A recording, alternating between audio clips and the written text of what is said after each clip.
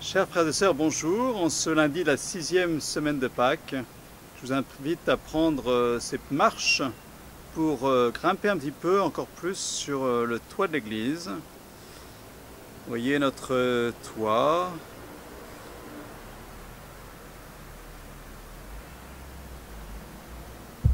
Avec ces belles ardoises, très belles ardoises.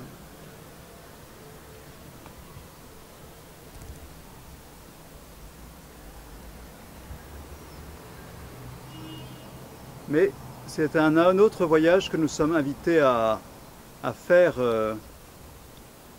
avec les Actes des Apôtres, en particulier donc avec Saint Paul et Silas. Vous voyez, ce deuxième voyage missionnaire de Saint Paul part d'Antioche de Syrie à l'est et va passer par les terres en passant par Tarse, par Derbé, Iconium, Lystre, Antioche de Pisidie, et puis ensuite rejoindre en étant allé vers le nord, l'ouest, et nous allons voir Paul à Troas, prendre le bateau pour aller en Europe, en Macédoine exactement, sous les instances du Seigneur, par une vision qu'il avait d'un Macédonien. Il va faire escale, comme on va l'entendre, à Samothrace, au milieu de la mer, puis ensuite à Néapolis et à la belle ville de Philippe. Nous sommes donc encore une fois sur ces toits de l'église.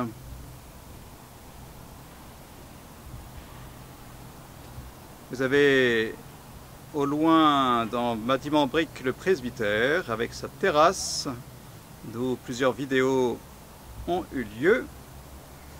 Et je vous rejoins maintenant dans quelques secondes.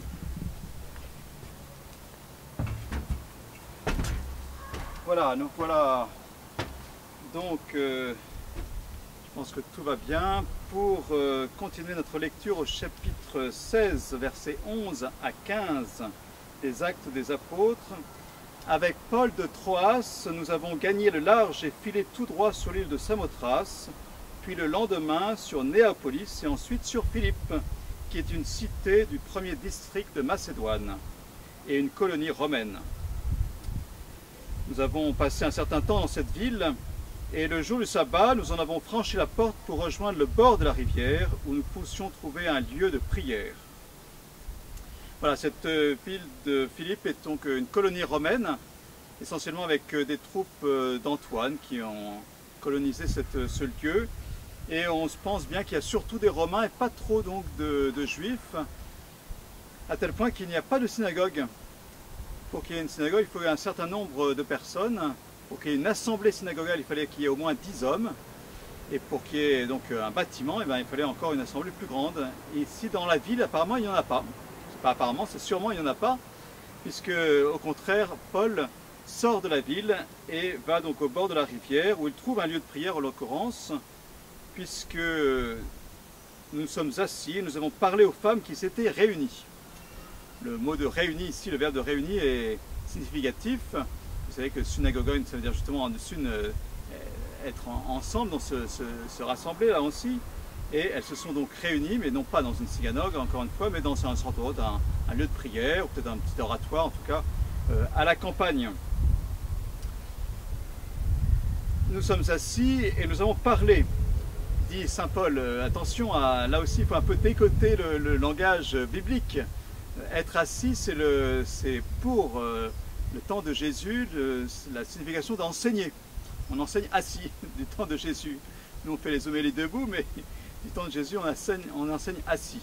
Donc c'est bien l'enseignement dont il est parlé, dont il est dit ici, d'autant plus que lorsqu'on dit on parle aux femmes, ben voilà, c'est pas n'importe quelle parole, c'est bien l'évangile sans doute, c'est-à-dire la bonne nouvelle qui est proclamée, qui est annoncée, et qui est entendue en l'occurrence.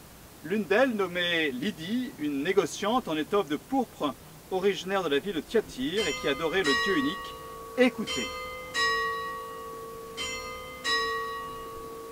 Effectivement, la ville de Thyatire est réputée pour ses étoffes et pour voilà, toutes ses confections. Donc sans doute elle importait de Thyatire des étoffes et en l'occurrence, eh bien, elle les vendait sans doute suffisamment connue pour cela. Elle écoutait donc, mais le Seigneur lui ouvrit l'esprit pour la rendre attentive à ce que disait Paul. Alors là, c'est la première référence où on trouve une expression qu'on a déjà entendue à la fin de l'évangile de Saint Luc avec les disciples d'Emmaüs. C'est le même verbe, ouvrir l'esprit, ou ouvrir le cœur d'ailleurs, ce qui serait plus juste à la fois dans l'étymologie du terme et en même temps dans la réalité, c'est-à-dire c'est vraiment cette profondeur, l'intimité de la personne. C'est le Seigneur, hein, c'est la grâce du Seigneur ressuscité en l'occurrence, d'ouvrir les cœurs et d'ouvrir leur intelligence, leur esprit à l'intelligence des Écritures. C'est Jésus ressuscité donc qui, à travers la bouche de Paul, agit dans le cœur de cette femme. Il lui ouvrit l'esprit pour la rendre attentive à ce que disait Paul. Quand elle fut baptisée, elle et tous les gens de sa maison, elle nous adressa cette invitation. Si vous avez reconnu ma foi au Seigneur, venez donc dans ma maison pour y demeurer. C'est ainsi qu'elle nous a forcé la main. Voilà, l'invitation donc pressante de cette femme, et c'est la deuxième référence aux disciples d'Emmaüs, au récit des disciples d'Emmaüs, Luc chapitre 24, puisque c'est à peu près la même expression où les disciples disent à Jésus, mais reste avec nous, il se fait tard et le jour baisse. Voilà, c'est la même invitation pressante.